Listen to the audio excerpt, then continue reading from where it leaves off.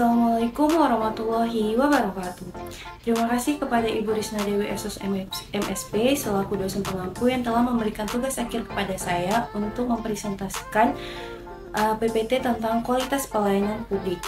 Hai teman-teman semuanya, ketemu lagi dengan saya Maulizga Rizky dengan NIM 2202100200 dari kelas Administrasi Publik 2E. Pelayanan publik merupakan sebuah rangkaian kegiatan untuk memenuhi kebutuhan di dalam masyarakat yang disediakan oleh instansi pemerintah.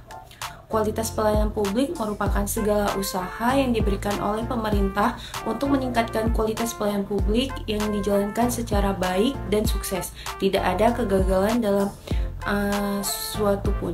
Ada 5 dimensi utama dalam kualitas pelayanan publik. Yang pertama ada tangible, yang kedua ada reliability, yang ketiga ada responsif, yang keempat ada assurance, yang kelima ada empati.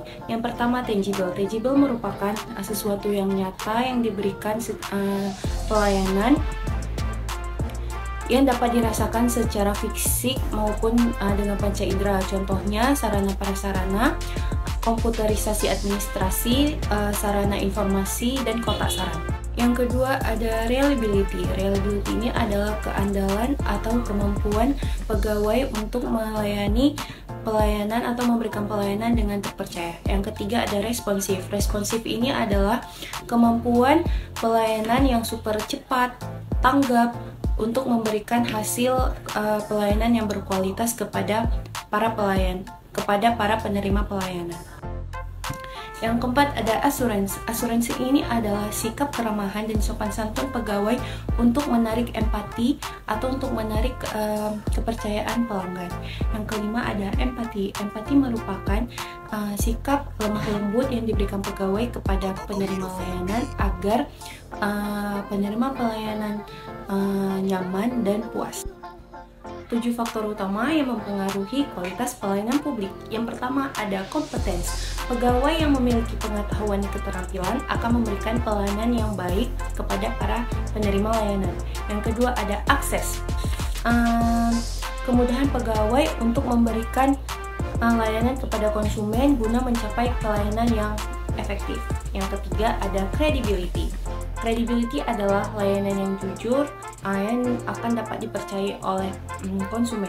Yang keempat ada courtesy. Courtesy ini adalah menyangkut dengan etika, sikap sopan santun, dan dalam beretika yang penuh perhatian kepada pelanggan. Yang kelima ada komunikasi. Memberikan komunikasi yang baik akan memudahkan pelayanan agar mudah dipahami oleh konsumen. Yang keenam ada security. Security ini adalah penjagaan atau keamanan dari resiko bahaya dan keraguan-raguan. Yang terakhir ada understanding. Understanding ini adalah pemahaman pelayanan agar mudah dipahami yang disampaikan oleh pegawai kepada para konsumen. Penilaian kualitas pelayanan publik. Penilaian kualitas pelayanan publik adalah usaha untuk memenuhi segala sesuatu yang berkaitan dengan produksi, jasa, maupun manusia yang telah dilakukan oleh pemberi layanan kepada penerima layanan untuk memenuhi standar kepuasan dan harapan yang baik kepada penerima layanan. Di sini saya akan memberikan poin-poin penilaian kualitas pelayanan publik. Yang pertama, kualitas pelayanan dapat dikatakan tercapai atau tidak tercapai itu dilihat dari atau dinilai dari pelayanan yang sudah diberikan. Yang kedua, penilaian akan sangat sulit dinilai jika tidak ada masyarakat yang telah memberikan peran kepada pelayanan. Terciptanya pelayanan yang baik dapat menimbulkan beberapa manfaat. Yang pertama adalah hubungan pemberi layanan dan penerima layanan dapat menjadi harmonis.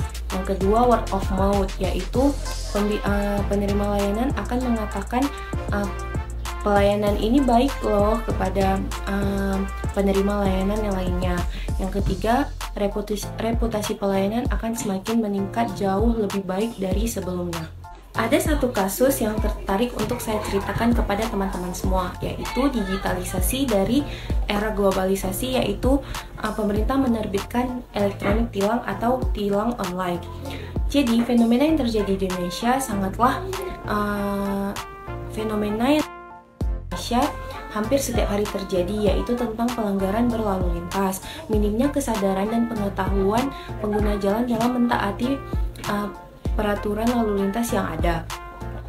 Beberapa bentuk pelanggaran yang dilakukan oleh pengguna jalan yaitu tidak memakai helm yang berlabel SNI, tidak mempunyai SIM, tidak menggunakan sabuk pengaman, tidak memakai kaca spion melawan arus, menerobos lampu merah, tidak menghidupkan lampu sen ketika ingin berbelok, dan berbagai macam bentuk pelanggaran lainnya menyebabkan kecelakaan dan kemacetan di jalan raya.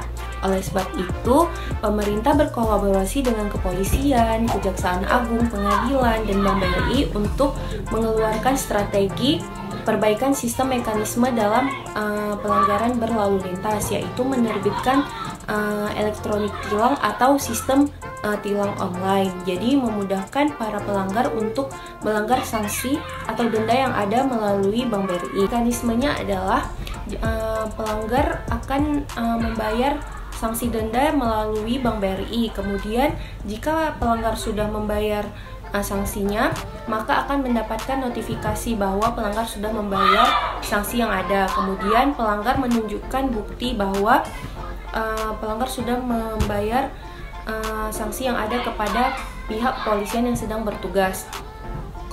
Jadi, di era globalisasi teknologi dan informasi ini dapat membuat pelayanan publik yang ada di Indonesia sangatlah berkualitas dan semakin baik menurut saya.